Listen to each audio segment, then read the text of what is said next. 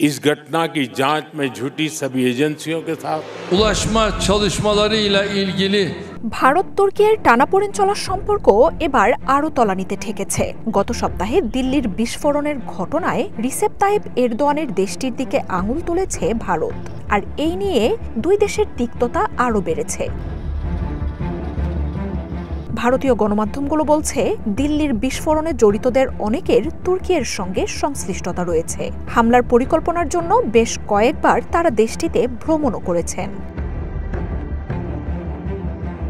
আপনার জন্য অবকাশ যাপনের আর বিনিয়োগের সেরা পছন্দ হতে পারে সল্ট বে, যেখানে বিলাস আর প্রশান্তি মিলেমিশে একাকার।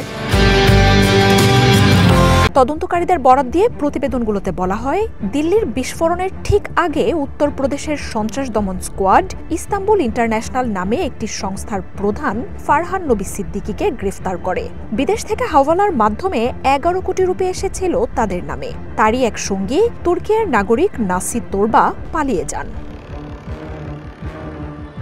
পুলিশ বলছে, ধর্মীয় ও শিক্ষামূলক কার্যক্রম গড়ে তোলা এনজিওর আড়ালে বিভেদমূলক বক্তব্য এবং বিদেশে তহবিল পাচারের এক সুসংগঠিত নেটওয়ার্ক গড়ে তোলা হয়েছে। তবে এক বিবৃতিতে এসব অভিযোগ বাতিল করে দিয়েছে ভারতে থাকা তুর্কির দূতাবাস।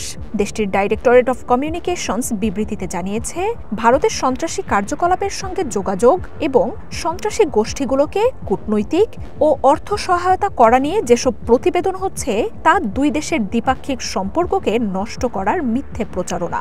বিশ্বের যে কোনো প্রান্তে সব ধরনের সন্ত্রাসবাদী কার্যক্রমের কঠোর বিরোধিতা করে আঙ্কারা। সন্ত্রাসবাদের বিরুদ্ধে লড়াইয়ে তুর্কি সামনের সারিতে অটল বলেও জানানো হয় সেখানে।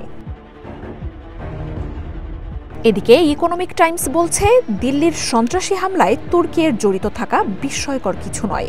বেশ কয়েক বছর ধরেই কাশ্মীরের বিচ্ছিন্নতাবাদী আন্দোলনে আঙ্কারার সমর্থন দিচ্ছে বলে দাবি করা হয় সেখানে। গত মে মাসে ভারত পাকিস্তান সংঘাতে ইসলামাবাদকে পূর্ণ সমর্থন দেয় তুর্কি। এ সময় ভারতের বিরুদ্ধে লড়াইয়ের জন্য কার্গো বিমান ও যুদ্ধজাহাজে শেহবাজ শরীফের সরকারকে সামরিক সরঞ্জাম পাঠানোর দাবিও করে দিল্লি। যদিও এরদোয়ানের প্রশাসন জানায়, জ্বালানির জন্য ইসলামাবাদে অবতরণ করেছিল বিমানটি, আর করাচিতে নোঙর করা জাহাজটি নিয়মিত পরিদর্শনের অংশ ছিল। তবে এসব ঘটনায় দিল্লি আঙ্কারার সম্পর্কে তীব্র টানাপোড়েন তৈরি হয়।